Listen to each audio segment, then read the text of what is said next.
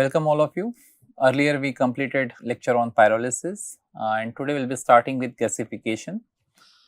The lecture content will cover the history and definition of gasification, the concept of equivalence ratio, types of gasifiers and a typical gasification plant. What are all the units that are there in the gasification plant and how it can be integrated with for power generation or for other applications. So, history of gasification. You can see this picture.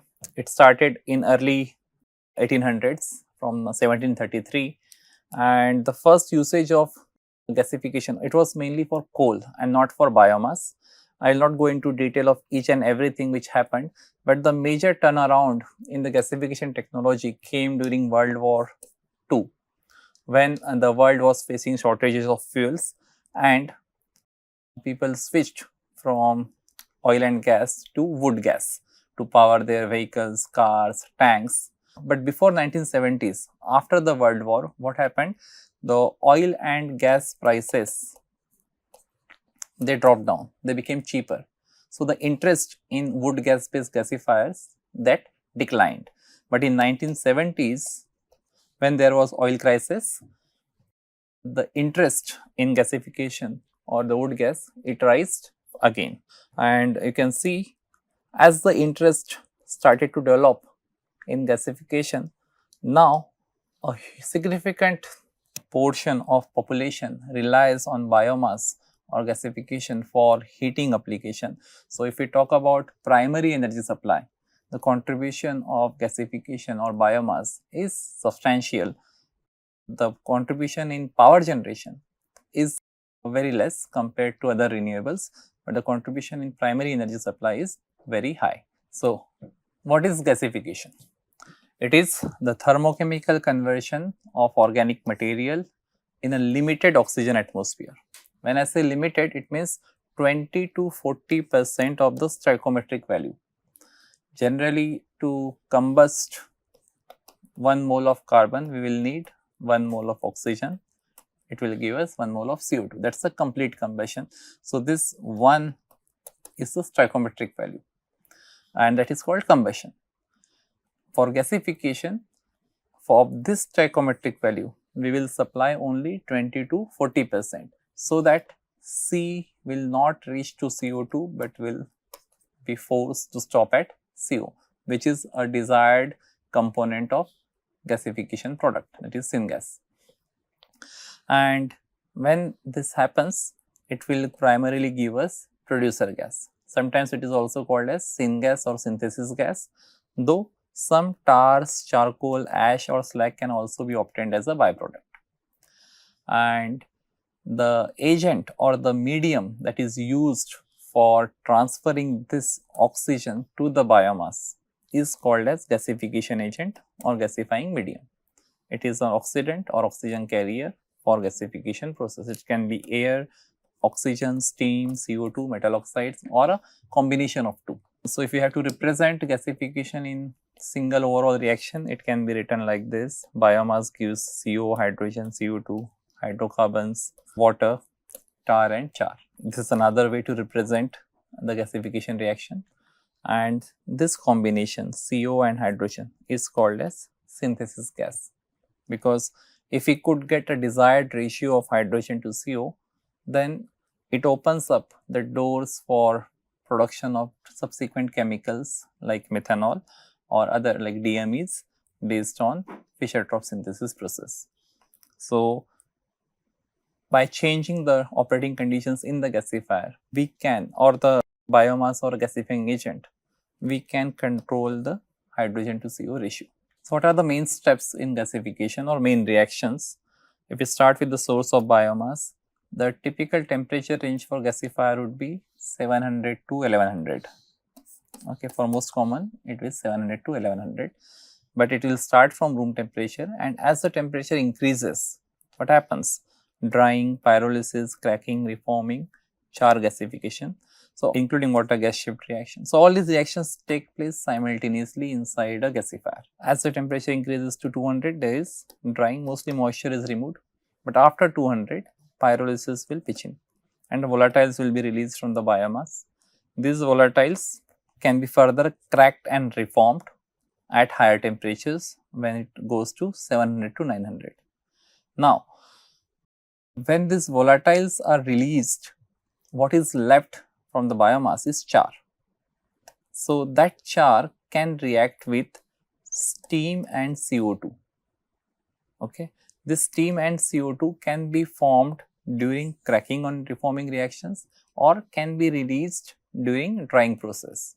So, or can be released during pyrolysis process. So, the products of drying, pyrolysis and cracking and reforming can react with each other. So, char is also the product of one of these processes.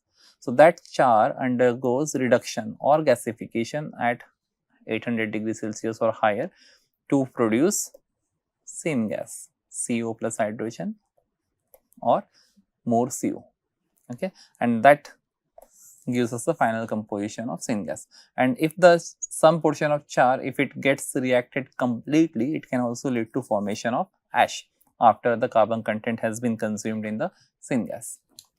But in the real operations, there may be some char which is not consumed completely. So, we can get ash plus char in the solid output of the gasifier. Okay. We will not go into the detailed chemistry and kinetics of each of these types of reactions, because this is a course on renewable energy, where biomass is one of the renewable sources that we are covering, and our more emphasis would be on understanding the basic fundamentals, overall technology, process and application, and the current advancement in the technology or the market and cost. So, how does the energy transfer happen in gasifier? Let us take example of a typical downdraft gasifier. So, this is the most commonly used in the world as well as in India. If biomass is fed from top, producer gas is coming out from bottom, air is supplied somewhere in the center of the gasifier. So, the point where air is supplied, we also provide ignition. Okay. So, there is a setup of combustion zone, and it is this combustion zone which is the source of heat for other three zones, which are mostly endothermic. So, pyrolysis needs heat, drying needs heat, and reduction or gasification also needs heat. So, the source of heat comes from combustion. So, you can see the temperature profile. At combustion, we have the highest temperature, and as the products go up, the temperature goes on declining. As the products go down, then also the temperature goes on declining, 800 to 1000. So, this is a typical temperature profile of a fixed bed downdraft gasifier, and based on the heat, combustion is the one which generates the heat, and this heat is consumed by other three zones of the gasifier. Here, even though gasifying agent is shown here, it actually typically goes at this point, and ignition is also provided at the same point. These are the products which come out of each zone. So, drying will give us water, pyrolysis will lead to formation of char because of the release of volatiles from biomass, then some tar and methane. Combustion will give us CO2 and water and heat is here, and reduction will give us mainly hydrogen and CO. Now, coming to the concept of equivalence ratio, because that is what defined gasification, right? 20 to 40% of stoichiometric value of oxygen. It is a dimensionless parameter because it is a ratio of two quantities. It is mainly the mass of air. It describes mass of air or mass of oxygen. It describes the amount of oxidant, usually air or oxygen, supplied to a reactor relative to the amount required for complete combustion. It means air fuel actual ratio to air fuel stoichiometric ratio. So, the ratio of these two ratios is called as equivalence ratio, defined as ratio of actual air fuel ratio to stoichiometric air fuel ratio. Stoichiometric air fuel ratio will always be higher than the actual air fuel ratio. So, equivalence ratio is going to be always less than 1. For gasification, the range is 0.2 to 0.4. Pyrolysis happens in inert medium, so it does not need oxygen, it range is 0. Combustion, it will be either 1 or greater than 1, because with air the objective is complete oxidation. So, how do we find stoichiometric air fuel ratio for an element like carbon? Like the way we did 1 C plus 1 O2 gives 1 CO2. So it's easy to find for carbon. Similarly, if we want to find it for methane, we can balance the equation. So it will be CO2 plus 2 hydrogen, right? So it's 1 mole of oxygen required for 1 mole of methane. So you know that how to balance these equations and find the stoichiometric air fuel ratio. So since most of the biomass, the elemental analysis is in the form of CHNSO, and out of these components it's mainly the C, H and S which will burn at a temperature which corresponds to gasification. Okay. So C plus O2 gives you CO2. So if we convert those molar masses into mass, so in terms of kg it will be 32 by 12 kg oxygen per kg carbon, because 32 is the molecular weight of oxygen and 12 is the atomic weight of carbon. H plus half or 1/4 of O2 will give us half H2O. So it will need 8 kg oxygen per kg of H, or we can even do it in a more simplistic way. 2H plus half O2 will also give us H2O, right? So it is 8 kg oxygen per kg hydrogen. If we divide it by, for 2 it will be 16 kg for 2 kg. So for 1 kg hydrogen it will be 8 kg. That's how you calculate. And for sulfur it will be 1 kg oxygen, because both sulfur and oxygen has a weight of 32. Now mass of oxygen which is required in kg per kg of fuel can be calculated from these factors, right? 8 by 3 into carbon plus 8 into H and 1 into S minus O, because we subtract the amount of oxygen which is already present in the biomass. So mass of air, it can be, you just divide the mass of oxygen by 0.32, because 23.2 is the mass percentage of oxygen in air. Volume percentage it is around 21%, mass percentage it is 23.2%. Alternate way to find stoichiometric air volume in meter cube per kg of biomass is, it makes use of the ultimate analysis or the elemental composition of biomass. If we know the elemental composition of biomass, that is CSHO, you can directly use this equation to get the stoichiometric air volume. The actual air volume would be based on the equivalence ratio that we desire to run the gasifier.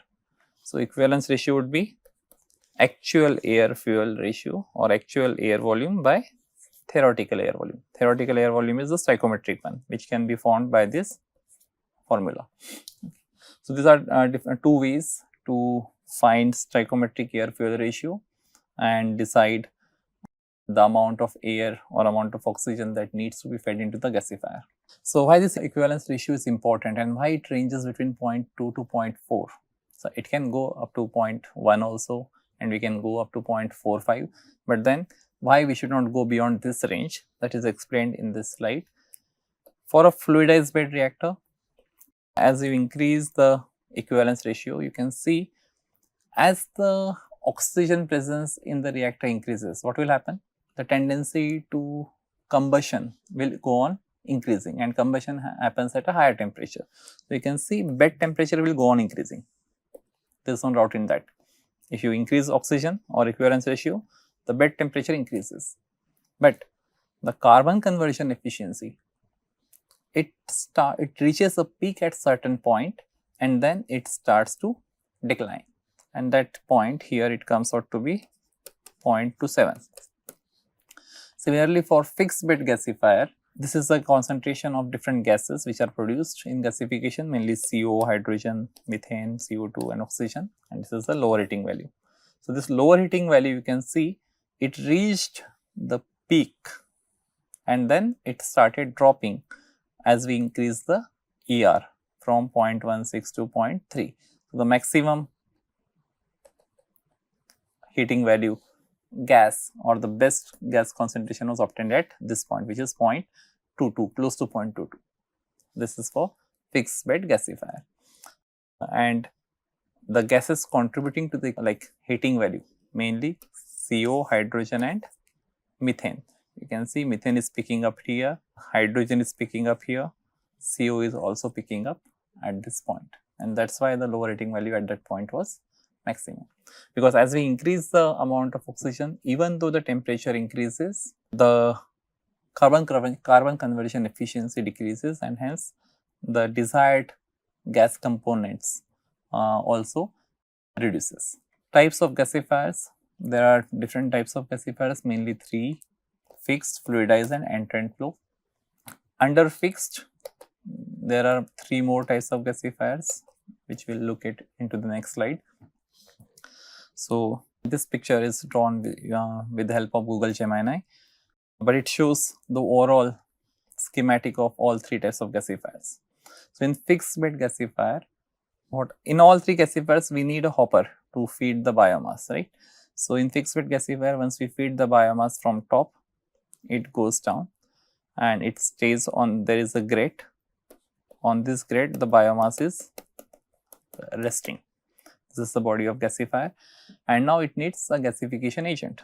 So, the gasification agent can go from here at this point, let us say air, or it is going at this point, okay, air or steam from under the grate. So, it is the updraft gasifier. So, here we are sending air from the bottom, okay. So, in updraft gasifier what happens? The moment air enters, the combustion zone is established. So, here we have combustion, reduction, pyrolysis, drying, okay. Feed is coming from top to bottom, gasifying agent is going from bottom to top. When the reactions happen, the gases produce, the product gas or the producer gas, it comes out from the top, okay. So, that it is called as updraft. The gases, if it is coming out from the top of the reactor, it is updraft. In fluidized bed reactor, this is a bubbling fluidized bed reactor. So, where small particle biomass would be fed through a hopper or a screw on the distributor, and gasifying agent with high velocity will be injected from the bottom to fluidize this particle. There can be a fluidized bed material, mostly sand or olivine, which will be used to transfer the heat, and when the gases carries forward like upward in the free board region with the particles, it can go to cyclone where particles are separated and comes back into the reactor, and the syngas comes out from the top of the gasifier. The blue line includes flow of syngas. The entrant flow gasifier, this is where both fuel or feed and the oxidizer or the gasifying agent are injected together. The feed particles are very small, like you can see, less than 100 micron. So, they sort of form a homogeneous, not 100% homogeneous, but this form a smooth mixture with the gas and flows together.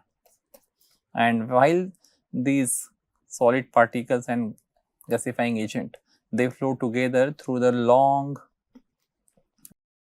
column of gasifier, the entrant flow. The reaction happens during that residence time, and the product gas is coming out from somewhere in the bottom. The reactor walls can be water cooled to control the temperature of different zones to the specified limit, and this product gas which is coming out, the solid particles which needs to be separated, or the slag which is formed at the bottom needs to be quenched or cooled using water, okay. So, this water is used to cool the slag or the solid particles which are separated from the product gas. So, if you compare these 3 types of gasifiers based on different parameters, you can see entrant flow are preferred at very high temperatures, whereas fixed bed and fluidized bed common temperature is 800 to 1000. Pressures atmospheric, entrant flow can go up to high pressure. Particle size large, small, very fine. Tar content high, medium, very low. Again, tar content is proportional to the temperature also. If we have higher temperature, most of the tar will crack down into gaseous form. Carbon conversion efficiency low, high, very high. Cold gas efficiency also goes on increasing as we move from fixed to entrant flow. Gas uniformity also goes on improving from fixed to fluidized to entrant flow. Ash behavior, we get solid ash along with some char from fixed bed reactor. In fluidized bed, there is a possibility of some agglomeration, and in entrant flow, if the biomass has high ash content, there is a possibility of slagging because of molten ash. Output capacity is low, medium and very high. Complexity is again similar. Capital cost is proportional to the output capacity. And typical applications for fixed bed, it will be for small scale CHP plants in rural areas. Fluidized bed can be used for power plants in a continuous mode. Entrant flow can be used for integrated gasification combined cycle plants or for production of chemicals and fuels. So that was a brief comparison for different types of gasifiers, that is fixed, fluidized and entrant. Fixed bed gasifiers, they are classified into three types depending on the flow of gas through the bed. Flow of gas means the product gas, okay, not the gasifying agent. So it can be downdraft gasifier, updraft gasifier or cross draft. If the gas is moving downwards, it's downdraft. If gas is moving upwards, it is updraft, and if gas is moving cross, it is cross draft. So as you can see here, in downdraft or in the downdraft gasifier, where the air is entering, there is a combustion zone, and then on top there is pyrolysis drying. Biomass is fed from top in all three cases, and reduction happens after combustion. So the product gas is formed at this point and it goes out from the reactor.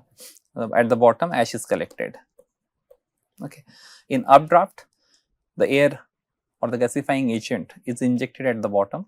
So there is a combustion zone right where the air is injected, followed by reduction, pyrolysis and drying, and the product gas comes out from the top.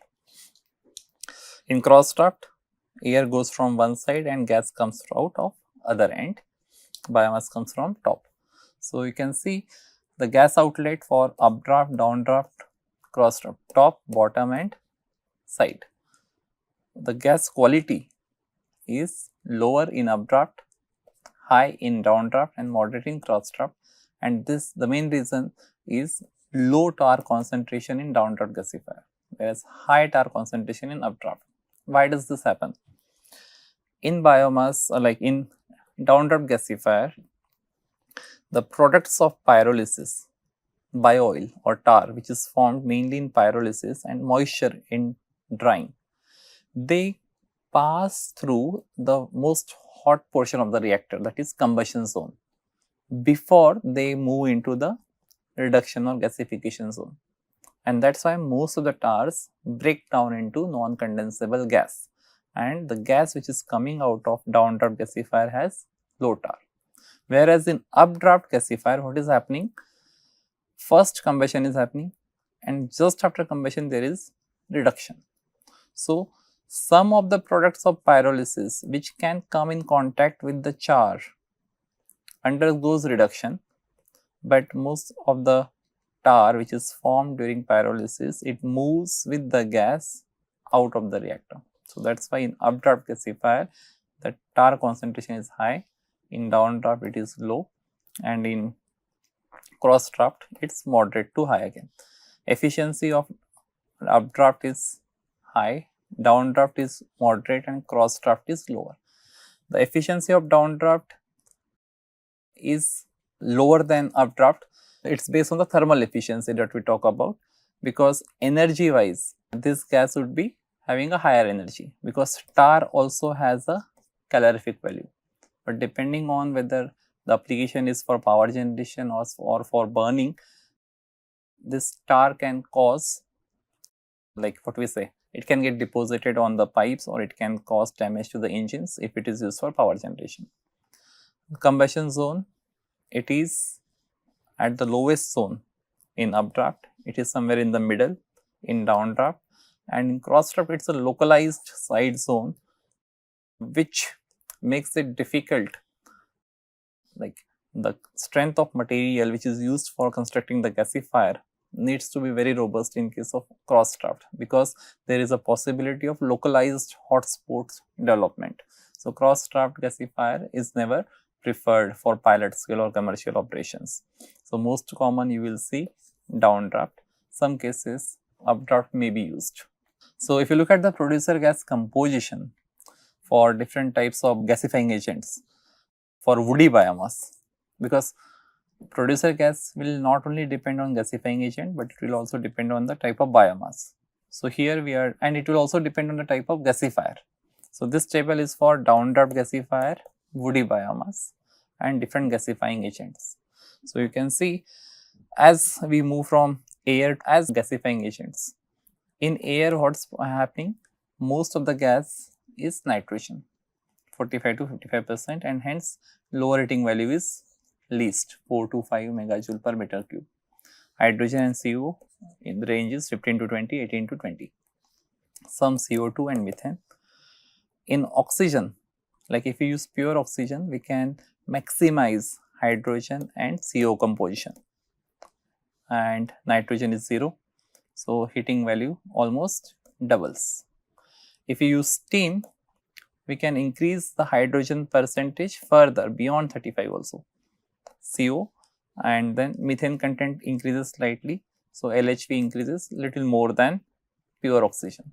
CO2, it will give less hydrogen but more CO, and 6 to 10 is the range.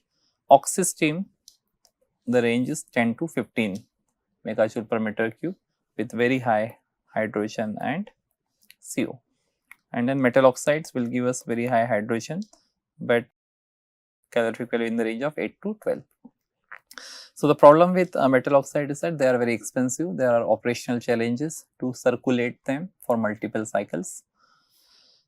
Steam, it can help to maximize hydrogen production. So, if objective is to produce chemicals using syngas or synthesis gas, we will have to maintain the hydrogen to CO ratio, and for maintaining that or increasing that ratio, steam, having steam as a gasifying agent would help.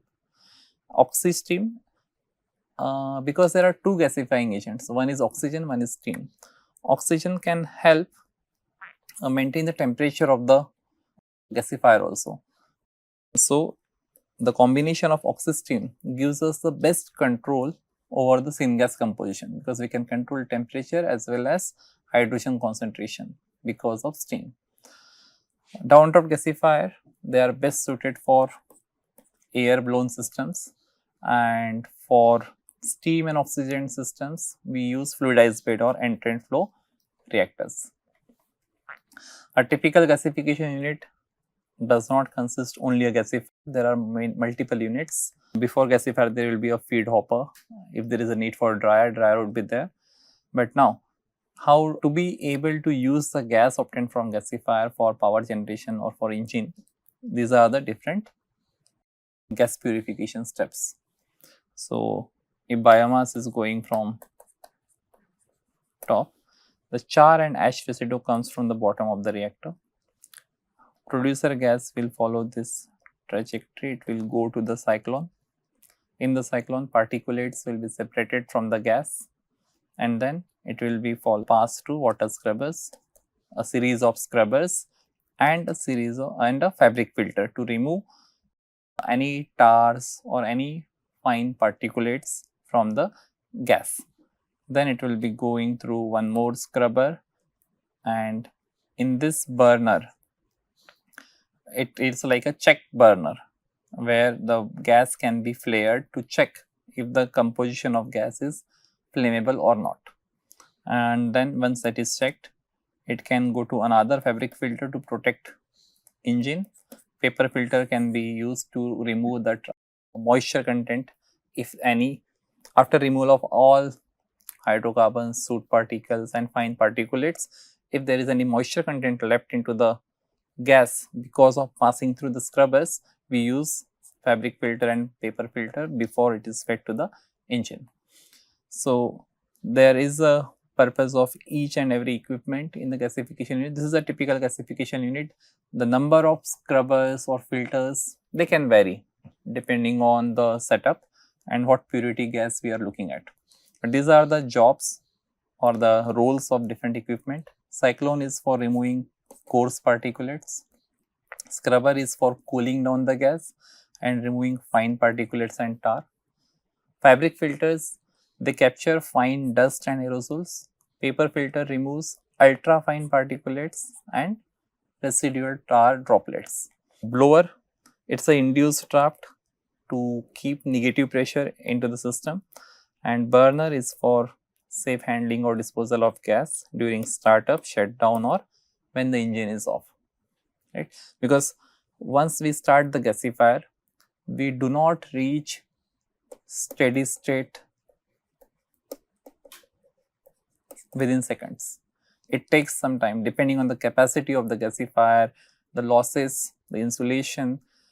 It may take up to 30 minutes to 1 hour to 2 hours also to achieve steady state gas composition. And for engine, a minimum LHV gas is required. So for checking that, we have this check burner, and once it is showing consistent flame, we can say the gas is continuously produced, and at that point we can open the valve here so that the gas is allowed to pass through the engine. So that's a typical gasification unit. This is a slide which shows different applications of gasification and how it can be integrated with IGCC, like integrated gasification combined cycle power plant. Let's go through this figure so all the things are clear to you. When we put biomass into gasifier, the ash and char would come out as a slag as a byproduct. The gaseous constituents, it will move from the top, it will go through a series of purification or cleaning steps. The gasifying agent, we can use air, steam, oxygen, any gasifying agent or a combination of all three, depending on whether we are providing heat externally or where we are running it in autothermal mode. So in that case, we will need air and oxygen. If we use only steam for gasification, then we will have to burn something else to provide heat to the gasifier, right? So if we are doing like say multiple gasifying agents are fed into the gasifier, there is no need of providing external heat. The gases, it can go to particulate removal, gas cleanup, and once that gas is formed, it can be either used in shift reactor for synthesis gas conversion to form fuels and chemicals. Shift reactor will convert CO2 to CO or vice versa. Okay, and based on the shift reactor, whatever output we are getting, if the amount of hydrogen is very high compared to CO and CO2, hydrogen can be separated and CO2 can be sequestered. Pure hydrogen can be used in fuel cells to get electric power, or the syngas can be burnt in combustor to provide heat to gas engine. Okay, the syngas can be burnt in the gas engine to generate power. It will need air, and the outlet or the exhaust of the gas turbine, gas engine will be at very high temperature. The heat of that exhaust gases can be used in the steam turbine, okay, to generate additional power. So this integration of gas turbine or gas engine with steam turbine is called as integrated combined cycle power plant. So gasification can be integrated with this combined cycle power plant to get or to increase efficiency further. So this picture sets like tells us different possible applications of gasification or the syngas that we are producing. We can get chemicals and fuels. If we do PSA based separation or membrane based separation, we can get pure hydrogen and sequester CO2, or we can generate power using fuel cell, using gas turbine, or using steam turbine. And so to summarize, we started with the history of gasification and definition. Then we discuss the concept of equivalence ratio, which is basically varies between 0.2 to 0.4 for gasifiers. Types of gasifiers, mainly fixed, fluidized, and third one is end-to-end flow gasifier. In fixed, we saw updraft, downdraft, and cross draft, and these classification are based on the flow of producer gas into the reactor. Finally, we looked at gasification plant, like the schematic, what are different components of gasification plant and what are all possible applications where gasification unit can be installed, syngas can be used, and how it can be used with integrated or combined cycle power plant, where power can be generated from both gas engine and steam turbine. So, this was the first section of the gasifier. We will continue with the gasification part in the next lecture. Thank you.